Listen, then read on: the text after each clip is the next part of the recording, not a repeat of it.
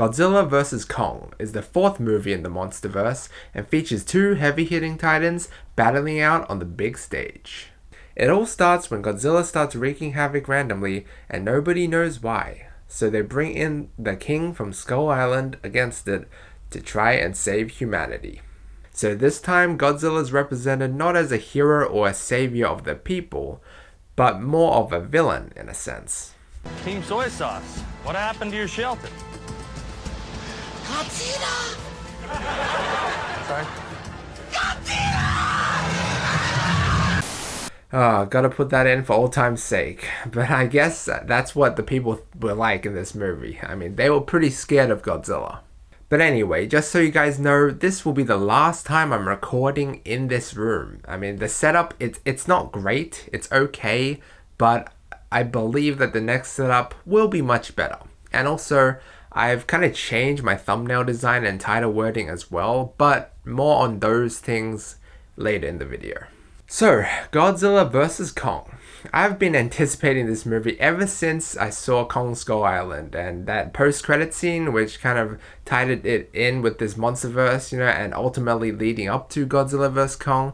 I mean, it would always reference something bigger in these movies. It would always reference Godzilla and Kong and all these other monsters, which I really liked. Now, I am going to touch on these Monsterverse movies just briefly, just because I haven't reviewed some of them and they also relate to a lot about what I think of this movie.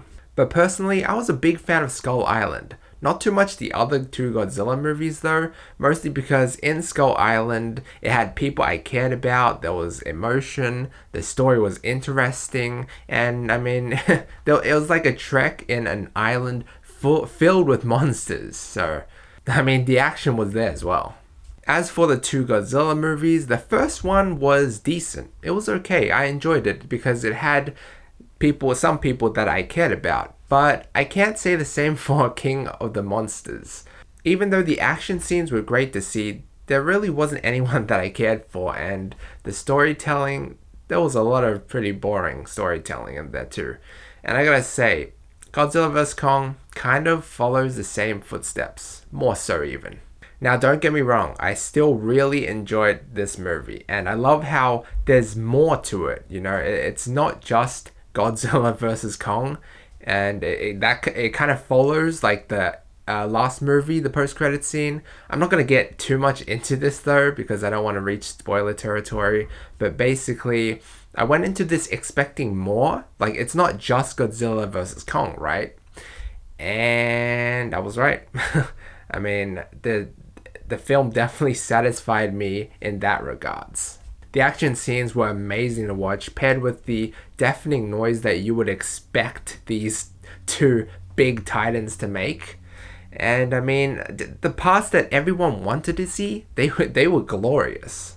Like one moment, it wasn't really an action scene, but it reminded me so much of Mission Impossible Fallout, and when they were dropping from the skies, from a jet or something, and then there'd be lightning up, and then suddenly the lightning would strike him, and then every sound just cut, and it'd just be mute, and it was like, whoa.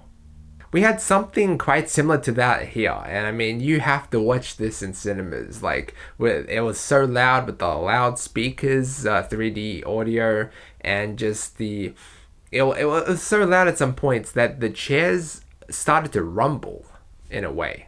But when we already know that there's going to be these exhilarating action scenes that will, give goosebumps to some people, we tend to focus a lot more on other aspects as well. Now, I know the characters and plot aren't what we're here for when, we want to watch these type of movies. It's the monsters, and I'm glad to say that there were a lot more monster scenes and action scenes in this movie than the last one. But when Skull Island did it so incredibly well, I thought, it just leaves you comparing these relatively similar movies. For a lot of these characters, almost all of them I'd say, like you don't really learn too much about their backstories, which makes it really hard to care for them and what they're trying to do. and they're mostly these new characters that you've never seen before, like in these Monsterverse movies. Just, they're just thrown into this situation. Like, we get introduced to them and that's it, which makes it very hard to feel any type of connection with them. And I gotta say, the film's not very emotional in that regards. The emotion is more directed over, like, the two titans battling out, which I don't mind. But part of Skull Island's success was the emotional aspects behind some of the characters, some of the main characters. Some characters were very dispensable, which, I mean, it just felt like they didn't really need to be there, such as Millie Bobby Brown's character and, the two other guys that were with her. They were only there to just uncover secrets, uncover secrets of the movie and just show the viewer stuff. And that's pretty much it. I also thought the civilians in these movies were pretty weird. Like, I mean, imagine living in a world filled with monsters who will just assert rage just onto everyone just randomly, like Godzilla did here. I mean, like, would you even want to live anymore knowing that there's monsters that will just maybe even just kill you randomly without any notice?